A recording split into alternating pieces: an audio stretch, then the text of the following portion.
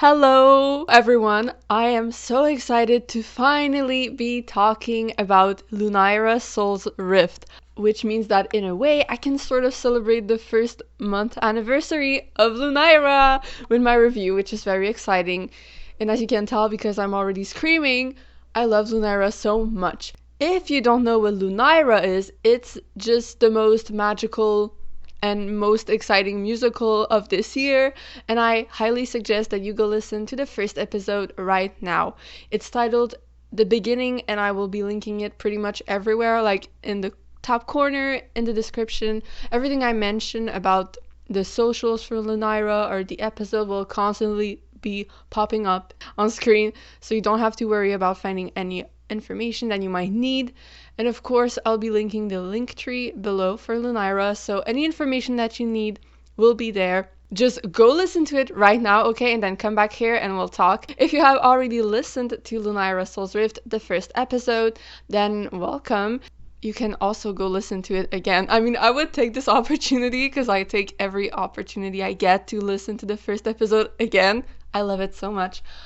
But of course, maybe you don't want to do that, and that's totally fine, because I also really want to get into my analysis and my review, and I bet you do too. First things first, I will say I will play absolutely not even a shred of the episode or of any of the songs that are featured, because the people who made this are so talented, and I love them and I love their work. So if you want to listen to the episode, go ahead. Today we're here to talk and to play The Sims. I have no rights to be broadcasting any of it, and I wouldn't want to because, as I've said, I'm obsessed. They need to get all the views, all the love they can get. And as you can probably tell, in this video I will also be creating Zaraya, who is one of the two main characters of Lunaira Soul's Rift into The Sims. And if I somehow manage to make this organized at all, because I do ramble a lot, there will be a table of contents on the screen right now, so you have a little idea what's gonna happen today, what I'm going to cover in this video. And if I don't do that, well, I don't know why I'm talking right now, because this isn't gonna make it in the final product. Alright, so you might see some things happening in the background in The Sims, and there will be like reference pictures with artwork. Do not panic, do not be afraid. Let's get into it. I'm serious right now. The episode begins with a chorus, which is nothing short of incredible. And so over this absolutely amazing, mesmerizing, and gorgeous chorus, we get an equally amazing and gorgeous narrator who begins to tell us about the world of Lunaira. The intensity and melancholic tones in that chorus really bring home for me the emotion of this search for balance, and the light star and the night star being drawn to each other is something that's almost desperate, agonizing. It's also something that's helpless, and that really represents for me what we've seen so far about soul rifting, where you'll have these two souls who are rifted, riven, separated, and then they're just trying so desperately, but also almost against their own will, to be reunited again. As soon as we started, because I know who our characters are going to be, Zaraya and Chiari, for me it was very obvious, oh well, like the light star and night star and the eclipse like trying to find each other. And because soul rifting is so important, as we know, the name of the musical is Lunaira Soul's Rift for a reason. I was like, oh well, obviously Zaraya and Chiari, this connection, this movement, it also represents how they're going to find each other, right? They're going to be pulled towards each other and in this sort of helpless and desperate search for balance. And of course, that's what we sort of discover throughout the episode. And you may not know this about me, but I'm very, very, very obsessed with anything that has this sort of like sun versus moon, two like opposed forces or something completely with a dichotomy to it, just coming together for balance. That's something that has always obsessed me. I love that in fiction, and I've actually talked and written about this before. I have always been overly compelled and fascinated, I think, with storylines that feature two sides of the same coin, or two contradictory powerhouses being unequivocally brought together and forced to unite to achieve a greater order or restore balance to their realms. Often that would be in the form of characters who each are devoted to one of the two diametrically opposed philosophies, and just the collision between day and night obsesses me so much. So this is right up my alley. Not as purely an aesthetic, but as a purpose for the characters and their world.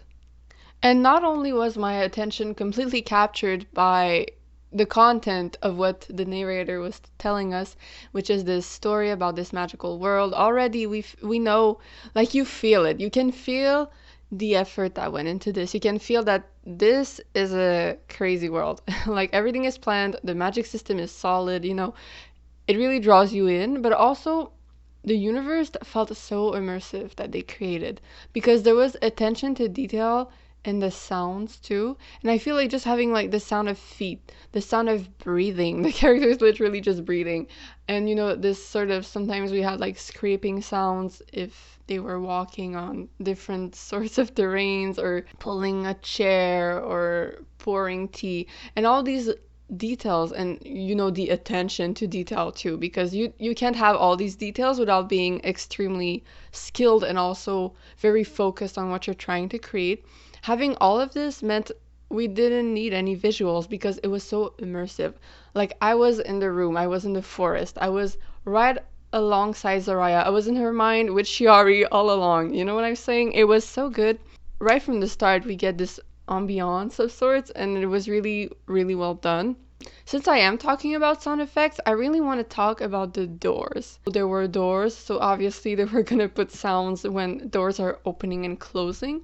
I just felt like the specific aspect of hearing the doors. It emphasizes the entrapment.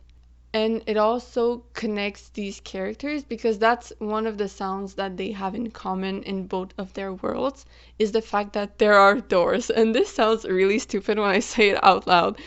Shiari, her mother, closes the door behind her. And with Zaraya, there's a lot of movement with the doors. When she comes in, she goes out.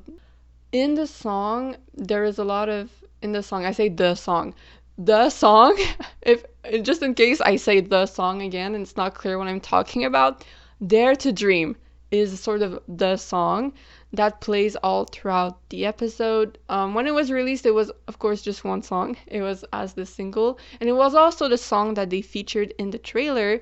There's this repeated sentence, of course, of this idea of like smashing the doors, seeing the world outside of her door, barring the doors as well.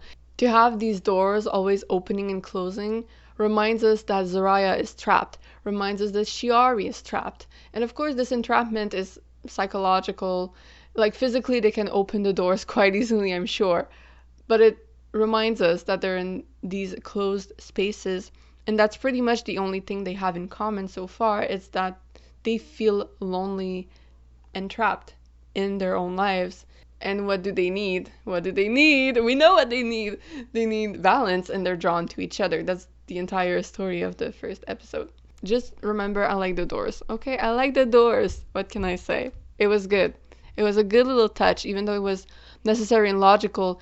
For me, it also tied in with this idea that they're trapped. And it would not have been as meaningful for, Zaraya to be constantly singing about, oh, I don't want to bar the doors, I want to smash down the doors, I want to know what's beyond my door, if there was never any talk of the door.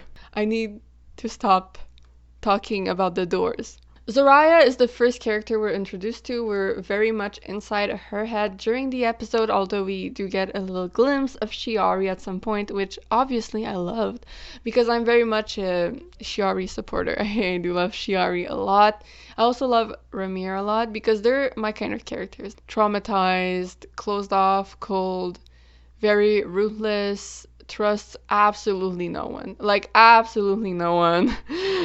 Yeah, so that's great. I love that. But yeah, Zaraya is not what I expected at all.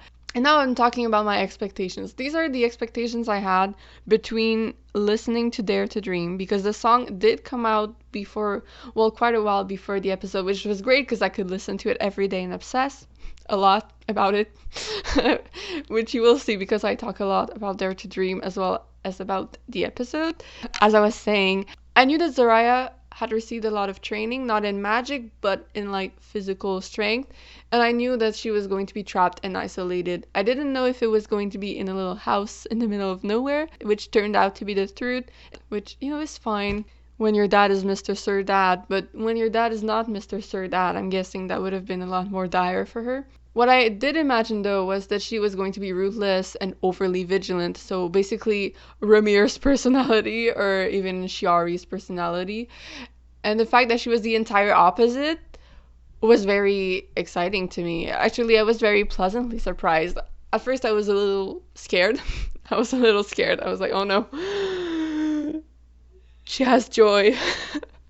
I'm just kidding. This sounds so terrible. And it worked so well for the first episode as well, because if she would have been this sort of like sulking, silent, tortured warrior, her inner dialogue and even her outer dialogue, it would not have worked as well as it did with Zaraya's current personality, especially in an audio drama where every cue we get is completely acoustic. It was very important for our main character, especially in this stage of exposition where we're meeting the characters, starting to understand the setting of Lunaira, having our character be like overly reactionary, reacting to absolutely everything, always making a little joke, a little comment, even sometimes talking out loud or having, and this is in huge quotes, like having intrusive thoughts or annoying thoughts or something that would disturb someone such as Shiari. Having her be so vibrant and the way she was so expressive, the way she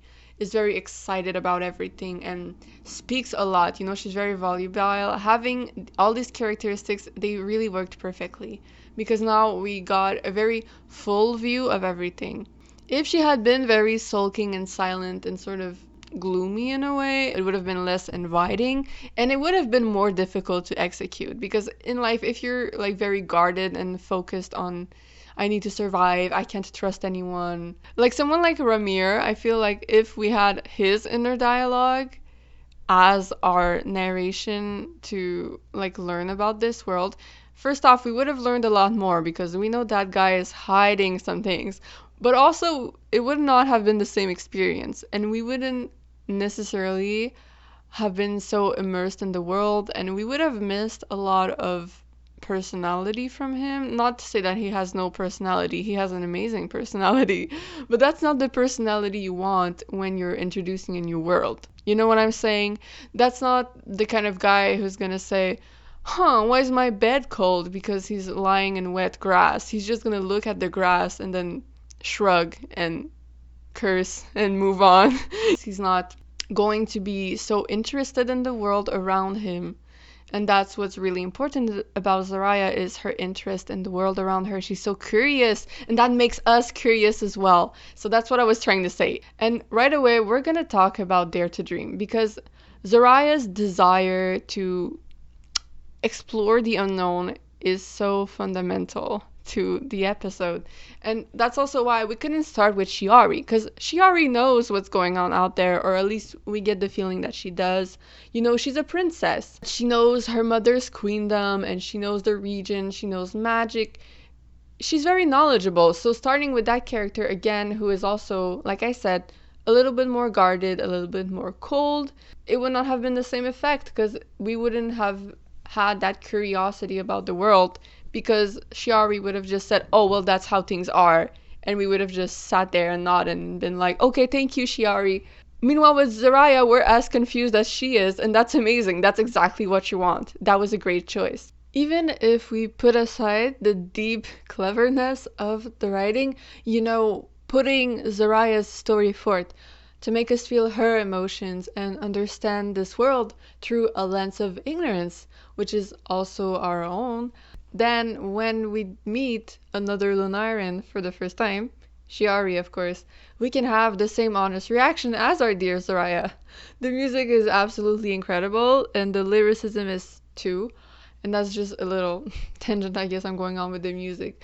Since the furthest I've ever gotten with music though is singing do re mi and the other notes that come after that.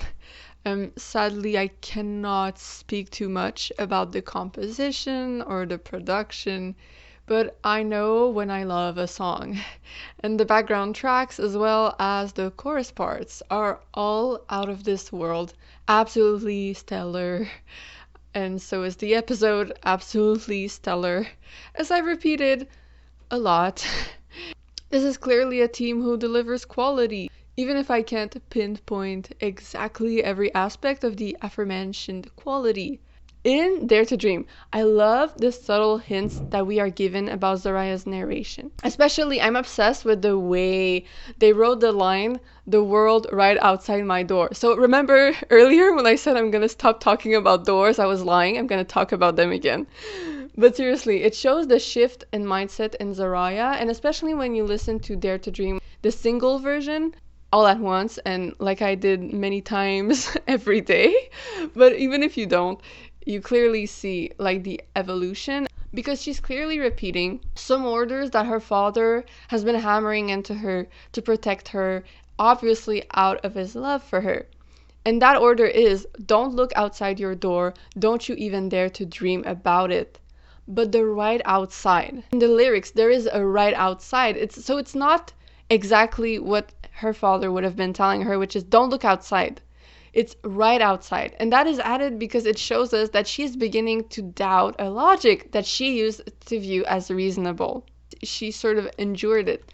But now she's hesitating. She is tempted because it's right there, right outside her door. Why not take a look? And it's these details that kept me coming to the song and that keep me coming to the song. This morning I was listening to the song again, and it makes me so amazed and so impressed. And Morgan's voice brings the song to life so splendidly, and once the song switches to an upbeat rhythm, so that's when Zoraya is sort of liberated, when she decides to leave her house after she's successfully, we'll say successfully for now, communicated with Shiori. And then she sings about the potential of her adventure. And then the right outside, suddenly it sounds triumphant. It's not sung in fear or in despair anymore. And I love that, just that little detail, that little nuance. I love it so much. Because when you listen before, when she says, oh, it's right outside my door, again, we get that sense of despair, that I'm being pulled apart. I need to leave this house. But then when she is outside, standing and watching the queendom, and she's on top of the mountain, unless I'm not correct, but I'm pretty sure that's what's going on at that point in the episode. When she sings, yes, I get to know of the world right outside my door, suddenly there's so much happiness in it. Earlier I said, oh, I prefer, these like cold, stoic, traumatized warrior type characters. I love Zoraya, and we feel for her. We're rooting for her. We want her to succeed. And that's what's great. Even if I weren't expecting a character to be so bubbly and joyful and excited about the world after having been trapped, and also after having been raised by Ramir, it was so delightful. Like, I love Zoraya. Okay, don't get me wrong. I mean, I'm creating her right now in The Sims. You don't do that with a character you don't love, okay? I know I'm young, but I'm bright, and I think I'm kind. That sentence gives me so much excitement for what's to come. I'll say this right now. I'm not going to make too many assumptions or guesses for the future. I think that is best because, well, I would love to come back and realize how stupid I was. I like to be moderately stupid, not like completely. So I don't want to make too many guesses just in case I'm like way off. And also on the topic of making assumptions, and maybe you've noticed this already, but I've been here for a while.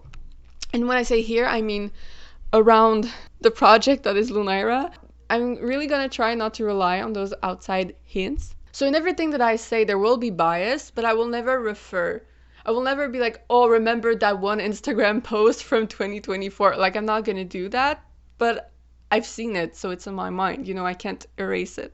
But like, everything I know is available to you. The link tree will be linked below with all the accounts for Lunaira. And of course, like a social media post that promoted Shiori and Zoraya's relationship from like 8 months ago obviously does not represent the story. And the story has evolved so much. I know it has, and they're planning to make it so extraordinary, and I know it's going to be, because the first episode was stellar. So I know that it's all going to be stellar, and it's only getting better from here. I know all of that very well. For me, what really excites me about Zoraya being so open-minded and naive and excited and curious about the world is that she might have a hint of entitlement. And like they could twist that really well. And there's a lot of potential here because she views herself right now as good, not like someone who is dangerous to others. She's a character with very unstable magic, and we can trust Ramir when he says that she's dangerous. So we know that the perception she has of herself, I just want to be free, I want to get out of here, I want to use my magic. And I'm a good person, so I should be allowed to meet people and use my magic. What I think is really great about that is when she's going to make mistakes, she will not react well to the consequences because she has no idea how the world works. She has no idea how her magic works. And I think that's very powerful if she sort of believes so strongly that she is right, that she is good, that she only wanted to help, that sort of energy. And then she does things, or her magic gets really out of hand and she does like terrible things, or she becomes a danger to people around her. That could have a really interesting impact on her character psychologically, and a lot of conflict would then happen. And I mean like inner conflict, but also outer conflict with the people around her, namely Ramir, who's her mentor, as well as her father. There's a huge potential here because you have this innocent character, she's sheltered. And so it will hurt a lot more when she is broken because she had good intentions. If they don't do this, it's absolutely fine. And if they do it, I'm sure they're gonna do it like really well. But for a character to have such good intentions and then hurt people, that's going to break Zaraya like so well and so strongly, and I'm very excited to see that happen if it does happen. And also we can tell that she's insecure because she's been sheltered so much, but she compensates with this incommensurable enthusiasm and this confidence, and like she needs to prove herself. That's why she wants to leave, but also she craves this adventurous life, like what she perceives that her father has, and also what she believes that freedom is, because she doesn't know what freedom is right now. She wants to find that out throughout her adventures. And so also this insecurity and sort of this craving for something that she does not understand clearly, this all goes back to this idea of her being like so pure and good intentioned and well-meaning. That sort of violent reality check, I think, is something that they're going to try to exploit. And so this entire idea too that Zaraya is a star and that she's a ray of light and she's associated with sunlight and with fire. And of course we know that fire burns, okay? Fire is a light, but it can also burn, and quite severely, and it can kill. And so this idea to keep this star in the shadows to protect her is very emphasized by the father. But then in the episode we get this little glimpse when he suggests that Zaraya could also harm others, and that's why he's keeping her away. Is he trapping her, literally, and not only sheltering her? And then Navia almost die, because when he tells Zaraya, Navia almost something, the sudden tension in the room and like the silence, and the way he sort of realizes he messed up, and then Zaraya immediately apologizes and is very sad and sort of gives up on the entire argument, for me would definitely indicate that something really bad happened to Navia because of Zaraya. And again, this moment in the conversation where Ramir gets really heated and he just tells Zaraya, like, you almost killed Navia. If that's what the scene was, I'm just saying we have really good reason to believe that Zaraya's powers are a lot more destructive than we believe right now. Of course, we've only seen her like fall into trees, fall off a mountain, fall asleep.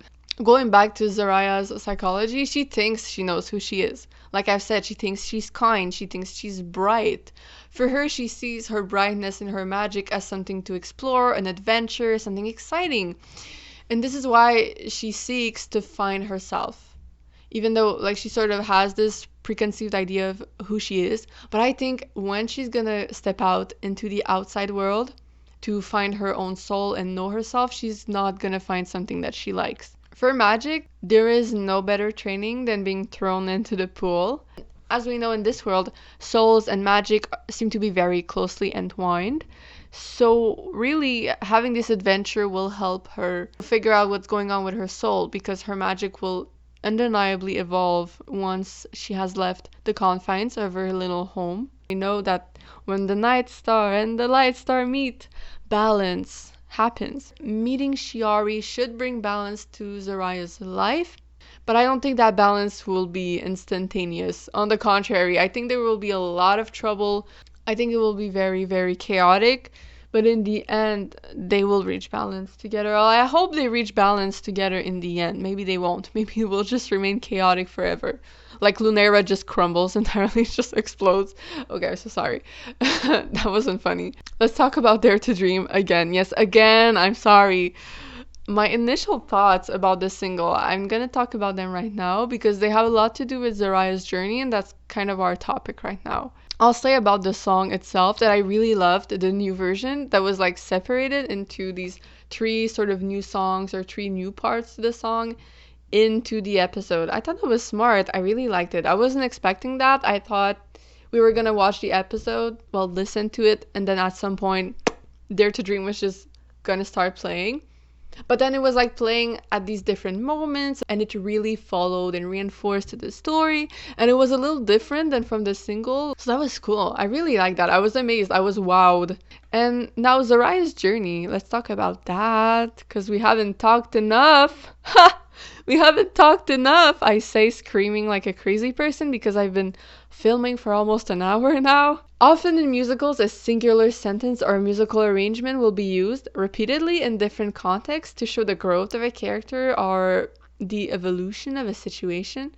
And I think it's absolutely astounding how Dare to Dream takes us on this entire journey of Zariah's wish to leave her home and to be free, motivated by this gut feeling. And we can infer it's a gut feeling because of the whole like my soul is pulling me away, which is a line in the song, but also now that we've seen the episode, it's like very obvious her soul was pulling her out of there. It was her gut feeling that was telling her to leave, not logic, because logic was telling her to stay put and read those beautiful books, you know?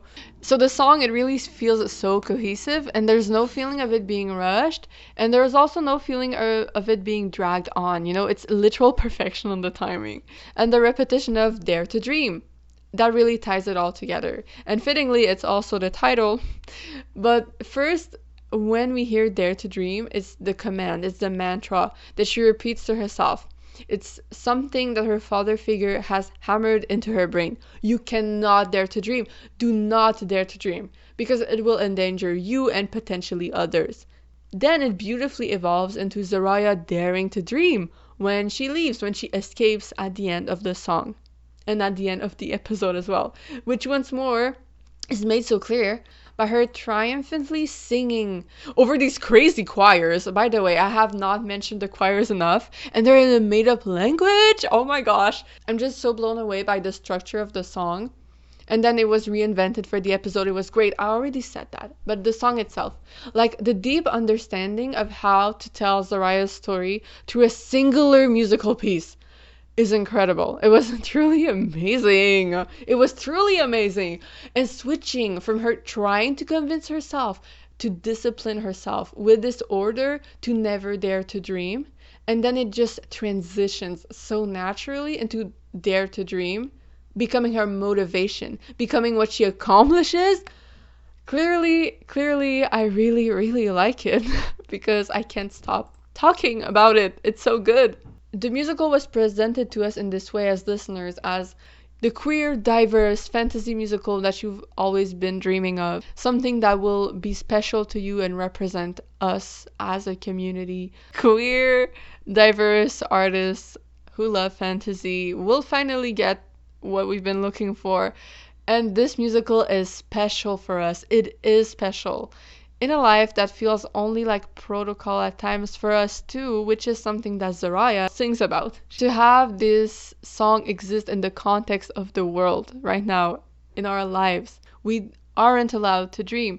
To have it represent something bigger than just the story of Zariah, it is special. It is truly special. And this song, it evokes these feelings of a scary jump into the unknown. I always say, be the change you want to see in the world, and this is what this musical is. Lunaira Soul's Rift is the change we want to see. It's truly special, and thank you for daring to dream. everyone who worked on this, thank you for daring to dream. Everyone who supported the project, everyone who's listening to me talk right now, and I should say this to myself as well, thank you for daring to dream. This was the perfect first episode song. Morgan Clay and Samantha Temple and everyone else who worked on this dared to dream, and they made Lunaira happen. And so for that to be the first song, it's really beautiful, and it evokes a lot of feelings for all of us, I think. And now we're moving on to Shiari, because she was in the episode, my queen, actually my princess. Let's be correct with her titles. Princess Shiari. She has less, and I'll say this in quotes, like screen time, but instantly she's also established as a main character. And because Zaraya spoke of the voice so much, of the noises in her head, like I said, Zaraya's obsession and curiosity for the voice makes us have this instant attachment. So thanks to Zaraya, but also because Shiari seems to be in a similar situation to Zaraya, we quickly understand who she is and how she feels, because there is this similarity between Shiari and Zaraya, again, with the doors, the entrapment, the loneliness. Also, the queen and her queendom and the city where she rules, where the palace seems to be, these have been mentioned before too in a conversation between Zaraya and her father. So again, we know what's going on. Like, we know who these characters are, and because we know that Zaraya and Shiari have this connection, immediately we want to know Shiari and we understand where she comes from. So it's not too difficult for us to get attached to her immediately and really quickly accept that, okay, this character is also very important to the story, even though we're discovering Shiari later on because of the beautiful context that we already have that is so established for us, that, you know, there's a queen, so she's the princess. I'm just praising the musical right now. Just in case at some point I'm saying something and you're like, I don't know what's going on, remember, I'm just praising here. I'm just praising it, saying how much I love it. Everything is a compliment. Just remember, everything is a compliment. And this brings us to the queen herself. So, like I said, we know that the queens exist because they've been mentioned before. And for me, there's definitely some sort of conspiracy going on with the queens because they just supposedly saved everyone. The reason for me, I think that's false, that they just saved everyone and everything is fine now. That's what Zaraya says. But at the same time, you've got Ramir and Navia and probably some of their associates too, battling mysterious dark forces, hiding Zaraya for her own good. So perhaps the queen truly believes she did the right thing to end the war, and inadvertently she released something evil to fix an issue related to their enemies. Or she knows she took a risk and that the powers in place, herself included, are lying to the population to keep them from panicking. This seems a lot more likely to me because she is freaked out about the voices in Shiari's head. She's very contemptuous when she speaks about the citizens of her queendom. So it is clear that she knows there is still evil lurking out there, although the citizens seem to believe they're safe. Queen Myra absolutely unleashed something or had some sort of oversight when she ended the war. Maybe it was an accident, or maybe she took that risk. And I'm very excited to see which of these two options is going to be the truth. Both would be very compelling because I already love Queen Myra, but both would be very compelling also from a storytelling point of view because this woman is not infallible, like she can make mistakes, obviously. And to jump back a little bit to the relationship between Queen Moira and her daughter Shiari, of course, it seems to be a tradition now that every time I talk for more than 45 minutes, I have to mention Mbessa Medarda, so I will. Their relationship right now has a lot of similarities with Mel and Mbessa. Of course, I will love Shiari and Queen Myra for their own personalities, for their own story. But so far, I must say they're quite similar, and that is an excellent sign. Like, that's an excellent sign. Excellent. Wonderful. I'm very excited because that was one of the strong points in Arcane, I think. And also, after having read the book, I'm even more attached to the character of Mel and the character of Mbessa. So to have these characters who are similar to something that I admired and I really enjoyed lately in sort of new magical fiction, I don't know, that was cool. Personally, in Arcane, I thought the addition of the Medarda family was very well incorporated into the existing lore of League of Legends without getting too much into it. To have this sort of princessy character, this sort of almost royalty represented through Mel and her mother Ambessa, I think was something that we have not necessarily seen a lot in mainstream media or extremely successful media. And this sort of brings us to the topic, both a topic of music and also of needing princesses who are either queer or not Caucasian, and honestly, both would be the preferred outcome, and this is what Shiori is for us right now, and even Zaraya in many ways. When we think of princesses, especially princesses or otherwise spectacular, magical heroines in the context of a musical, a lot of us think back to the Disney movies and other animated fairy tales we grew up with. None of them, at least in the media I've seen, have these characteristics. And yet, as soon as you hear Dare to Dream, or that you enter the world of Lunaira, it feels just like one of those inspiring and profoundly magical universes. Zoraya and Chiari are the princesses we were waiting for. The main song of the episode itself, Dare to Dream, reminds me of the Rumble. As someone who has been around Morgan's socials, Morgan Clay is the artist who voices and sings for Zoraya, by the way, and obviously she is also the co-creator of this awesome musical. The Rumble is a relatively recent song of hers, and pretty much everyone in her community agreed that it sounds like a beautiful Disney song from one of its older movies. And just like Dare to Dream, it centers around the story of a young protagonist who stops being afraid of changing her life, who decides to take a leap of faith and embark on a magical adventure. Another example of how fitting Morgan's style is currently with epic fantasy music that features women as the main character is her very short cover of Colors of the Wind, a song which literally comes from a Disney movie. And with all this context about what Morgan is creating around Lunaira, it only further confirms the influence of these grandiose, inspirational, female-led and female-centered musical anthems, and it explains why the resemblance exists in the first place. And this is in no way at all an attempt to box her style and interests in. This comment could not be farther from criticism. Let the record show. I'm praising this ability to know a genre and exploit one's passion in a way that makes it recognizable. And through that recognition, we as an audience are instantly compelled by this familiar ambiance. These delightful similarities establish Dare to Dream as a new possible classic, something that has these reminiscent elements. It is brimming with comfort, not without a healthy dose of excitement and obvious innovation. This is the magical fairy tale that we have yet to discover, and the music and exposition entirely backs this feeling up. That's what I mean.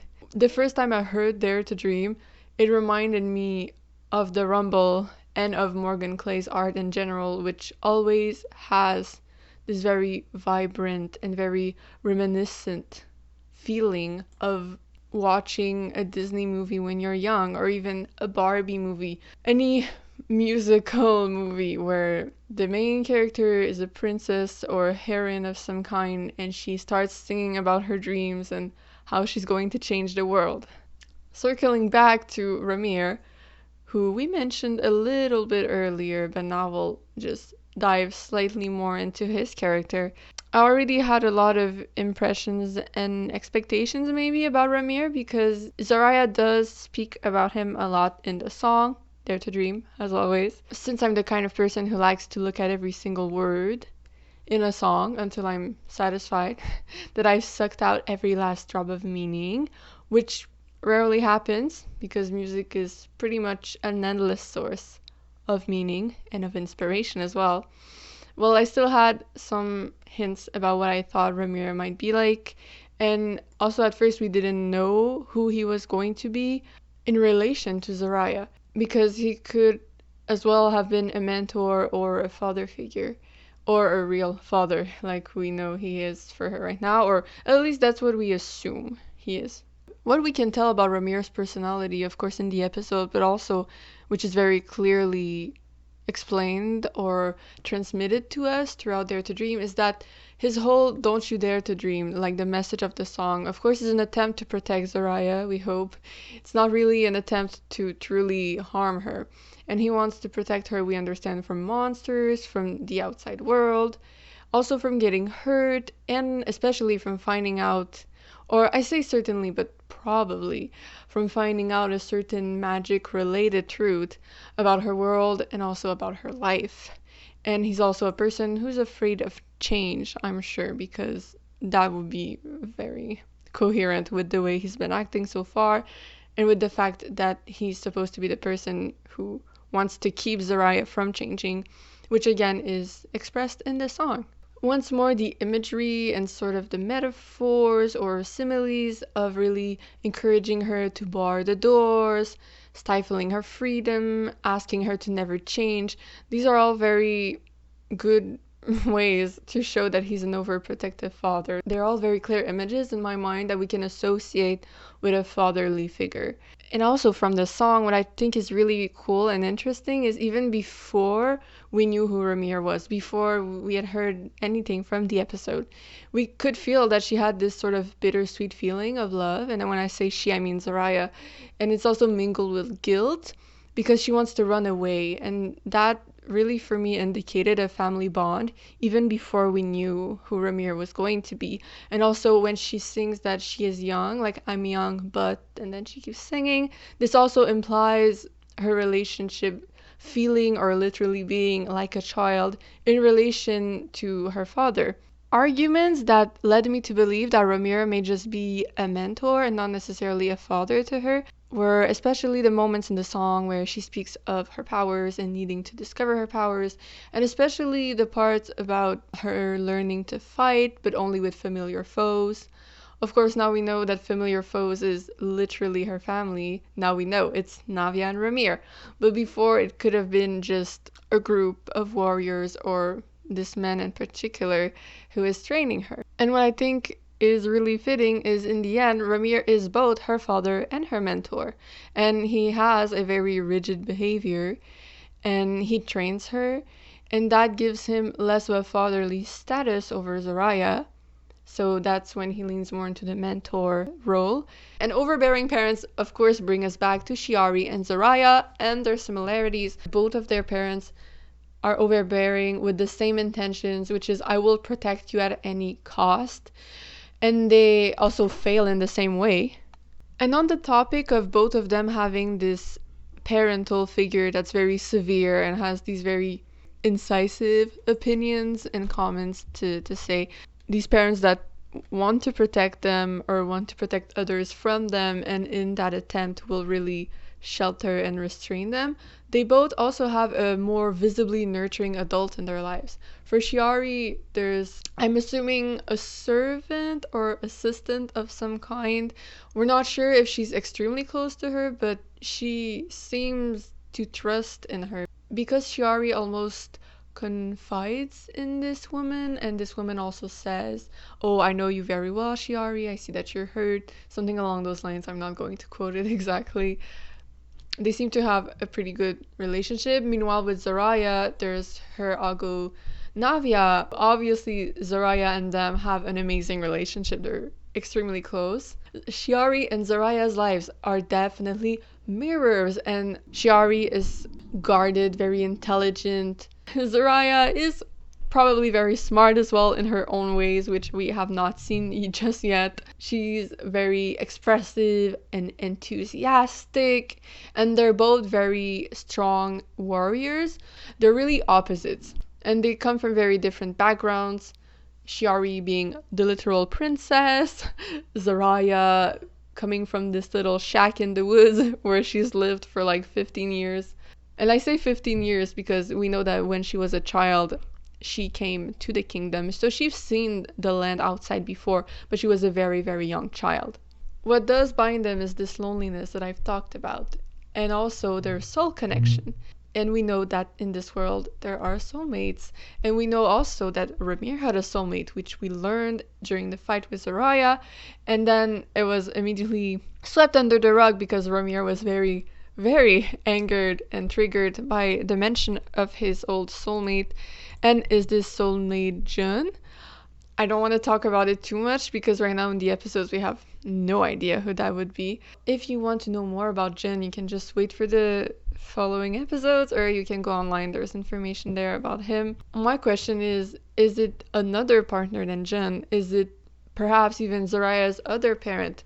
Of course, we don't know yet in this world if children can be conceived with only one parent, with magic or something like that. Since there's this idea of two soulmates meeting each other with a soul connection, I think that would correlate pretty well with our model in our real world, where people usually have two parents. Of course, that's all up to the world building of Lunaira. Now, moving away a little from the characters, I want to talk, this is going to be my last few points, I swear. I want to talk about the world and the language, because something I noticed that I absolutely loved about this is they really avoided the trap of using like our Earth language and our Earth sayings.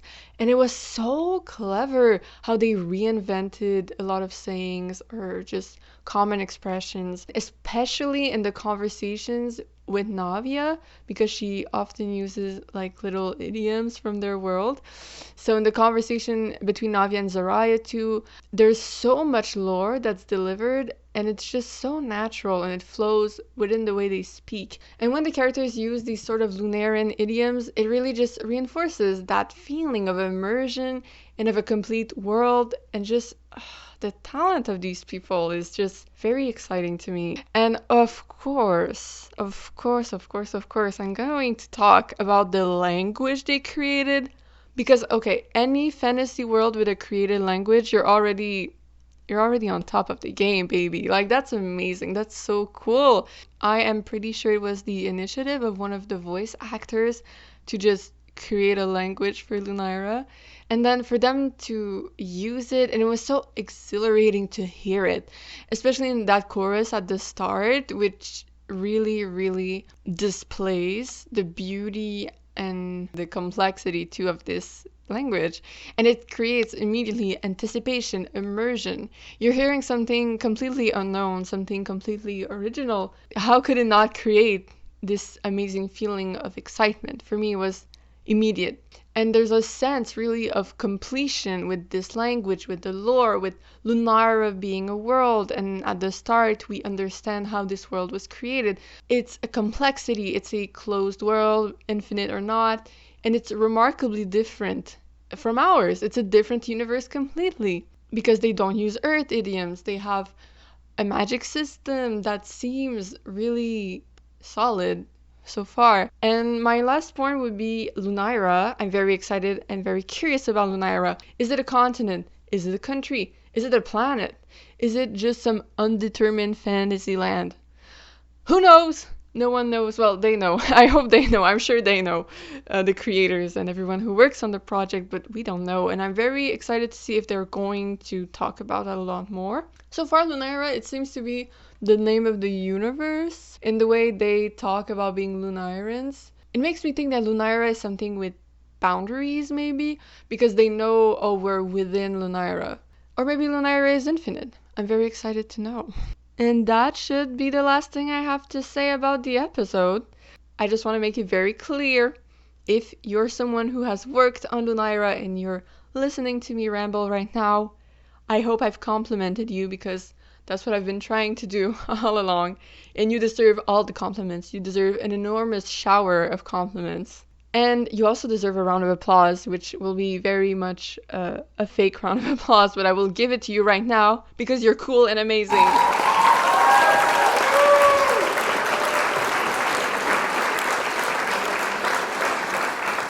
That was well deserved. And yeah, sorry for laughing so much. I'm just very happy about Lunaira. It has brought a lot of joy in my life. Now, usually this is the part where I would ask you to subscribe, and I absolutely will not ask you to subscribe. I don't want you to subscribe. If you were, don't. go find a YouTube channel for Lunaira the musical and subscribe to them instead. Or even I would suggest subscribing to Morgan Clay, because on her channel she also has access to a lot of really cool interviews with the cast, with the creators of Lunaira, and she often drops little snippets or hints or references to Lunaira. Of course, subscribing to the Lunaira official channel would be the best move you could ever make. Seriously, all the links will be somewhere on the screen or in the description or in the comments. They're somewhere and you will find them and everything is going to be fine. Just go subscribe to them.